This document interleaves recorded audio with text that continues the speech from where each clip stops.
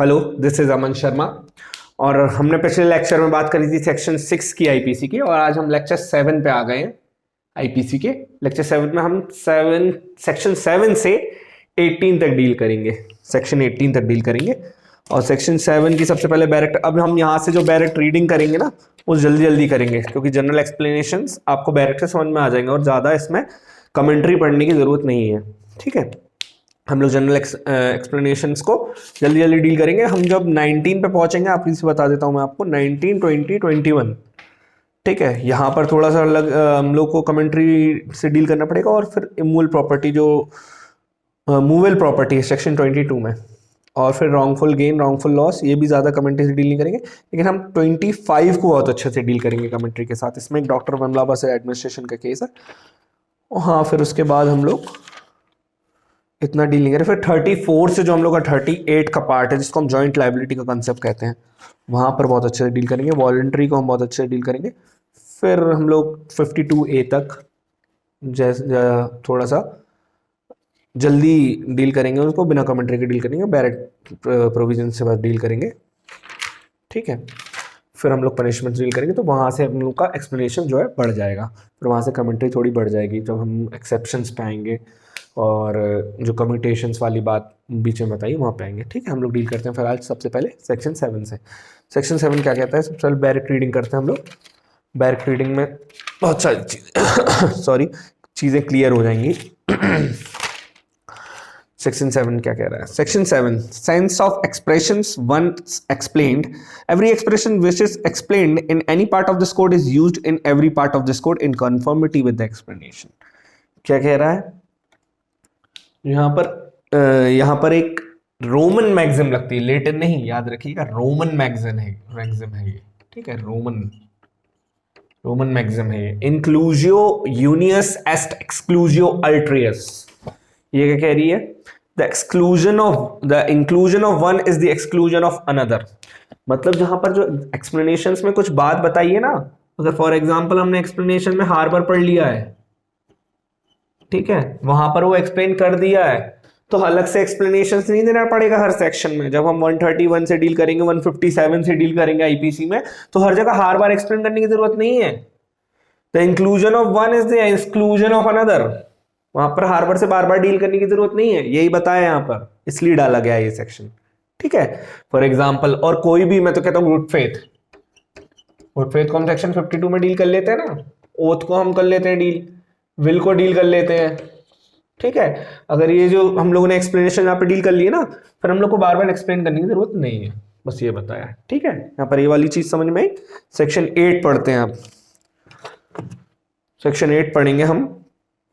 Section 8 क्या कह रहा है? सेक्शन 8 बताता है gender. The pronoun he and its derivatives are used of any person whether male और फीमेल। यहाँ पर जो ही यूज होता है और उसके डेरिवेटिव्स जो यूज होते हैं, ठीक है, ही यूज होता है ना, जो उसके डेरिवेटिव्स यूज होते हैं,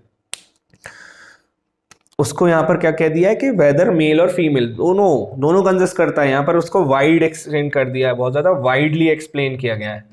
वाइड मीनिंग है यहाँ पर, नैरोअर सेंस में नहीं है इसका मीनिंग। ठीक है, वाइड सेंस में मीनिंग है। तो गिरधर गोपाल वर्सेस स्टेट है इसमें केस, ये इंपॉर्टेंट केस है इसका, लिखने कहीं नहीं आएगा, हो सकता है कभी प्री में आ जाए, पूछ लें। ठीक है, जैसे राजस्थान में ये चीजें बहुत ज्यादा पूछ लेते हैं। अभी आरजेएस का प्री होने वाला है, आरजेएस में बहुत इंपॉर्टेंट है ये चीजें, आ जाता है वहां से एक्सप्लेनेशन में। आगे मैं आपको बताऊंगा सेक्शन 14 जो 15 जो रिपील हुए, वहां से भी क्वेश्चन बन जाते हैं राजस्थान में प्री में।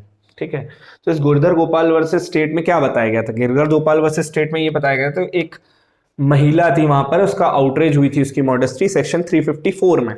ठीक है, अब यहां पर उन्होंने ये एक्सप्लेन कर दिया कि क्या अकेला एक मैन ही आउटरेज कर सकता है वुमेन के मॉडेस्टी को? तो कोर्ट ने कहा नहीं, ऐसा नहीं है। ही एंड इट्स डेरिवेटिव जब सेक्शन 10 पढ़ेंगे ना, सेक्शन 8 पढ़ेंगे जब हम लोग, जेंडर में क्या लिखा है? वेदर मेल और फीमेल। यहाँ पर मेल और फीमेल दोनों आ जाएंगे इसके ही में। ठीक है, इसके ही में मेल और फीमेल दोनों आ जाएंगे। ठीक है, यही बस ये वाला सेक्शन बताता है, जेंडर की एक्सप्लेनेशन देता है। नंबर क्या कहता है? सेक्शन 9 नंबर बता रहा है, unless the contrary appears from the context. Words importing the singular number include the plural number and words importing the plural number include the singular number. जहाँ पर मैन बताया वहाँ हम समझेंगे कि मैंस होगा, यहाँ पर वुमेन बताया वहाँ समझेंगे वुमेन्स हो सकता है, और यहाँ पर वुमेन्स बताया हो सकता है एक अकेला मैन हो। ठीक है, ये एक्सप्लेन कर दिया है, इतना इंपॉर्टेंट नहीं है, लेकिन हाँ डायरेक्ट रीडिंग करके चलें। इसको याद रखें कि सेक्शन में है, ये इंडेक्स इसका इंपॉर्टेंट है। सेक्शन 9 में नंबर दिया है, ये प्री में पूछ लेते हैं। ये बहुत ज़्यादा डिफिकल्टी हो जाती है जब प्री में ये क्वेश्चन आता है, तो हम लोग एकदम कंफ्यूज हो जाते हैं। सेक्शन 8 में दिया, 9 में दिया, तो इसको नंबर 9, इसको ऐसे याद रखें, ट्रिक से याद रखें, नंबर 9। ठीक है, फिर सेक्शन 10 क्या कह रहा है? सेक्शन 10 बता रहा है मैन और वुमेन की डेफिनेशन। ठीक है, The word man denote a male human being of any age. The word woman denote a female human being of any age. सीधी बात। यहाँ पर एक बहुत ही इंपॉर्टेंट चीज़ मैं आपको बताना चाहूँगा। सेक्शन 10 में मैन वुमेन डिफाइन किया गया है। मैन वुमेन डिफाइन किया गया है। यहाँ पर एक और चीज़ बता दी है। यहाँ पर जब कमेंट्री पढ़ेंगे आप, कमेंट्री में ये है कि जो मैन एंड वुमेन है ना, मैन एंड वुमेन है ना, इसमें कौन नहीं आता, इसमें एक नहीं आती, एक जो पर्टिकुलर है वो चीज़ नहीं आती, वो है नॉट वन इन द वूम।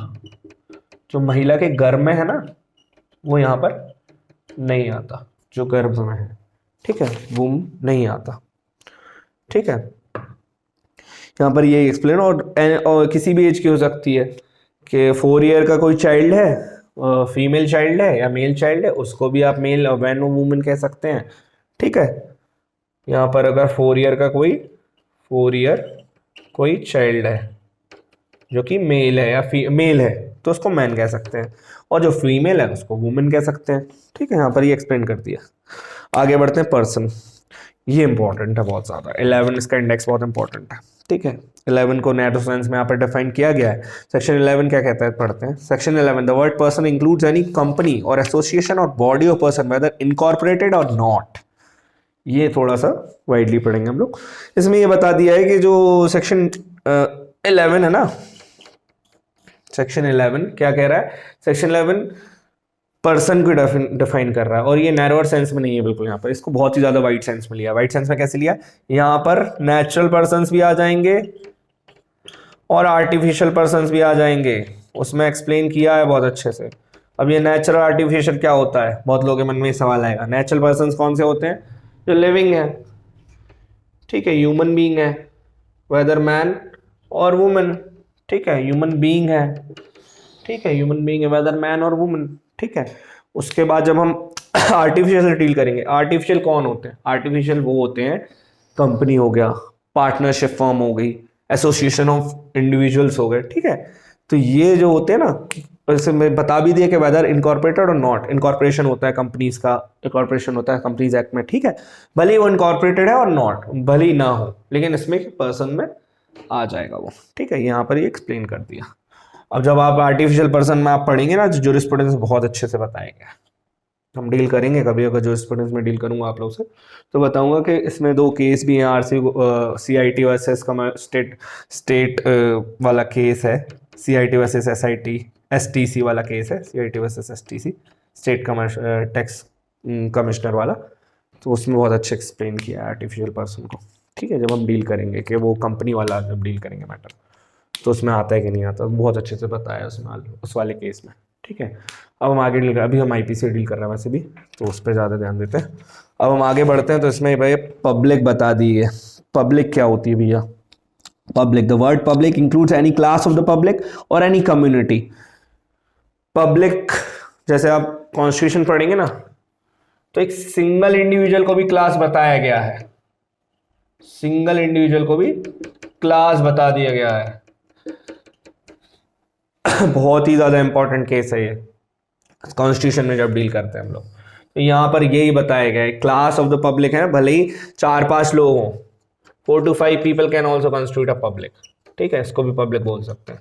या फिर कोई कम्युनिटी है बहुत बड़ी, ठीक है, कम्युनिटी कितनी, 30-40 लोगों की कम्युनिटी है, धर्म से रिलेटेड हो या फिर रिलीजन से या फिर ट्राइब हो, कोई भी ऐसी कम्युनिटी, उसको भी हम पब्लिक से डील कर सकते हैं, पब्लिक एट लार्ज कह सकते हैं उसको भी। ठीक है, ये वाला केस अगर कोई बता सके तो कमेंट में बताना मुझे, सिंगल इंडिविजुअल को कब क्लास माना है, किस वाले केस में माना है, क्लास माना है। कॉन्स्टिट्यूशन का केस है, सेक्शन 14 का केस है।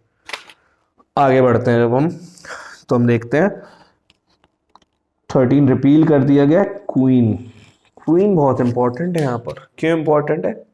ये पूछ लिया गया था राजस्थान में, अडेप्शन ऑर्डर कौन सा था जिससे क्वीन को रिपील किया गया। याद नहीं मुझे क्या पूछा था, कि क्वीन पूछा था कि ब्रिटिश इंडिया पूछा था, क्या पूछा था मुझे इतने अच्छे से तो याद नहीं, लेकिन हाँ ये अडेप्शन ऑर्डर आप याद रखिए 1950 का है। थोड़ा ट्रिक से याद हो गया, मैंने तो ऐसे याद कर लिया इसको, जो पहले आया, जो पहले सेक्शन दिए वो बाद में रिपील हुई, तो 1950 लेट है, ठीक है, 1950 बाद का, और जो बाद में सेक्शन आएंगे वो 1937 के अडॉप्शन ऑर्डर से रिपील हुई, ठीक है। तो ऐसे ट्रिक से आप लोग भी याद करना सीखिए। अब आगे बढ़ते हैं सर्वेंट ऑफ गवर्नमेंट, क्योंकि हम लोग आगे पब्लिक सर्वेंट पढ़ेंगे, सर्वेंट ऑफ गवर्नमेंट एक्सप्लेन करना जरूरी है यहाँ पर। सर्वेंट गवर्नमेंट कौन होता है? Servant of government denote any officer और servant continued appointed employed in India by और अंडर अथॉरिटी ऑफ गवर्नमेंट, ठीक है, जो कंटिन्यू कर रहा है, अपॉइंट हुआ है और क्या कर रहा है, एम्प्लॉयड है, ठीक है, कंटिन्यू कर रहा है, अपॉइंटेड है और एम्प्लॉयड है, ये तीन वर्ड आ सकते हैं प्री में, कंटिन्यू, अपॉइंटेड और एम्प्लॉयड इन इंडिया बाय और under the authority of government. India में है, ठीक है, इंडिया में है किसकी अथॉरिटी से? गवर्नमेंट की अथॉरिटी से, ठीक है। ये हुआ क्या? सेक्शन अपना 14। इसकी डायरेक्ट रीडिंग बहुत नॉर्मल डायरेक्ट रीडिंग करेंगे, आ जाएगा, समझ में आ जाएगा। आगे बढ़ते हैं, सेक्शन 15 और 16 ये दोनों रिपील है। ये कैसे रिपील है? अडॉप्शन ऑर्डर 1937 से रिपील है, ये बाद में आए 1937, अपोजिट है, ठीक है, ये बाद वाले सेक्शन है, फिर भी कैसे पहले से वो है, पहले वाले अडॉप्शन ऑर्डर से रिपील है, और वो 1950 वाले ऑर्डर से रिपील है, ठीक है, ऐसे याद रहे, ये प्री में पूछ लिया था राजस्थान में, ठीक है। आगे बढ़ते हैं, सेक्शन 17 क्या कह रहा है? सेक्शन 17 जो है ना, गवर्नमेंट को डिफाइन कर रहा है। The word government denotes the central government और the government of a state. अब यहाँ पर एक इंपॉर्टेंट चीज मैं आपको बताता हूँ, स्टेट गवर्नमेंट के अंदर इन्होंने स्टेट गवर्नमेंट दी है ना, स्टेट गवर्नमेंट, सेंट्रल गवर्नमेंट तो आ ही रही है, ठीक है, स्टेट गवर्नमेंट जो दी है, स्टेट गवर्नमेंट के अंदर इन्होंने लोकल अथॉरिटीज को भी इंक्लूड कर दिया है। लोकल अथॉरिटीज समझ गए आप? लोकल अथॉरिटीज मतलब पंचायत और म्यूनसिपालिटीज, जो भी लोकल अथॉरिटीज, कोऑपरेटिव सोसाइटीज, ठीक है, कोऑपरेटिव सोसाइटीज से रिलेटेड एक और इंपॉर्टेंट चीज बताऊंगा आप लोगों को, पहले यहाँ से डील करते हैं, फिर वह चीज बताता हूँ, बहुत इंपॉर्टेंट लेटेस्ट जो अपडेट आई है उस पर। स्टेट गवर्नमेंट में यहाँ पर लोकल अथॉरिटीज भी आ जाएंगी, ठीक है, लोकल अथॉरिटीज आ जाएंगी। लोकल अथॉरिटीज कौन सी हैं? कौन सी बताई मैंने? पंचायत, म्यूनसिपालिटीज और कोऑपरेटिव सोसाइटीज, पूरी लोकल अथॉरिटी है, बस ऐसा ऑटोनॉमस फीचर, उनके पास ऑटोनॉमी है खुद की, ठीक है, वो लोकल अथॉरिटीज होती हैं, वो अपने रूल्स खुद वो खुद से रूल्स फ्रेम कर सकती हैं, वो थोड़ी इंडिपेंडेंट रहती हैं, वो इसलिए लाई गई थी जिससे बेटर गवर्नेंस हो सके। जब आप 73rd 74th अमेंडमेंट देखेंगे कॉन्स्टिट्यूशन का, वहां पर लोकल अथॉरिटीज अमेंड करके डाली गई थी, ठीक है। पंचायती राज कहते हैं, पंचायत और म्यूनसिपालिटीज कहते हैं, 11th और 12th शेड्यूल वाला, ठीक है। और यहाँ से कोऑपरेटिव सोसाइटीज में जो आपको बताया ना, बहुत इंपॉर्टेंट, मैं एक और लीगल अपडेट देना चाहूंगा, आईपीसी से रिलेटेड तो नहीं है लेकिन अच्छी लीगल अपडेट है, आ सकता है कभी क्वेश्चन। कोऑपरेटिव सोसाइटीज जो आर्टिकल 19 में दी है ना, cooperative society form cooperative societies to form association और यूनियंस, वहां पर दी है ना, 91B में दिया आई थिंक, ठीक है, ये आप लोग चेक कर लेना कहाँ पे, क्लिक नहीं कर रहा एकदम दिमाग में, 91B में दी है मेरे ख्याल से। 91B का जो कॉर्पोरेटिव सोसाइटीज है ना, वो 97th अमेंडमेंट से ऐड हुआ था, 97th अमेंडमेंट से ऐड हुआ था। इस अमेंडमेंट को recently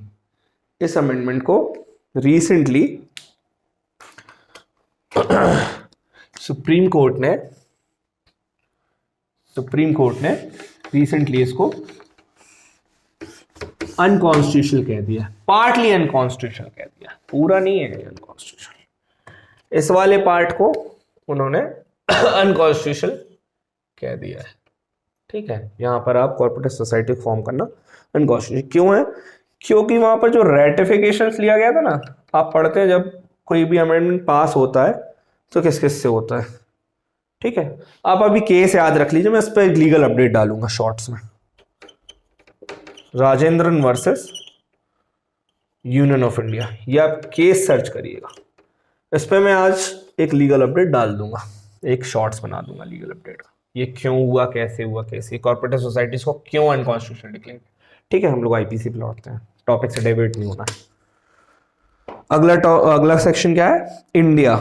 India mean the territory of India excluding the state of Jammu and Kashmir. Excluding the state of Jammu and Kashmir को अब अमेंड कर दिया गया है। ठीक है, हिस्टोरिकल बैकग्राउंड से जब मैं डील कर रहा था मैंने आपको पहले ही बताया था कि अमेंड कर दिया गया है।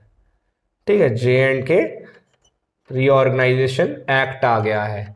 ये एक्ट कब आया था, 31 अक्टूबर 2019 को आया था। ठीक है, ये वाला डेट आप लोग हमेशा याद रखिए, कभी भी पूछ सकते हैं। अभी तक आई नहीं है कहीं पर किसी प्री में, मुझे देखिए दिल्ली में शायद आई है, DGS में शायद आई थी, याद नहीं है मैंने, लेकिन हाँ ये वाली डेट कहीं भी कभी भी आ सकती है, आप लोग डेट याद रखिए। ठीक है, JNK रीऑर्गेनाइजेशन से किया। तो अब इसमें जम्मू एंड कश्मीर भी आता है, तो ये वाला जो पार्ट है ना, excluding the state of Jammu and Kashmir, ये अब is of no use, this part, this phrase is of no use. Okay, तो यहाँ पर सेक्शन 18 तक हमने डायरेक्ट रीडिंग कर ली, और इसको थोड़ा सा जो जितना भी था भैया इसमें मटेरियल मैंने आपको बता दिया। ठीक है, अब हम सेक्शन 19 से डील करेंगे, जब जज से डील करेंगे, कोर्ट ऑफ जस्टिस से डील करेंगे, तब मैं आपको बहुत अच्छे से आगे ले जाऊंगा और कमेंट्री के साथ समझाऊंगा। इस लेक्चर को यहीं तक रखते हैं। Thank you.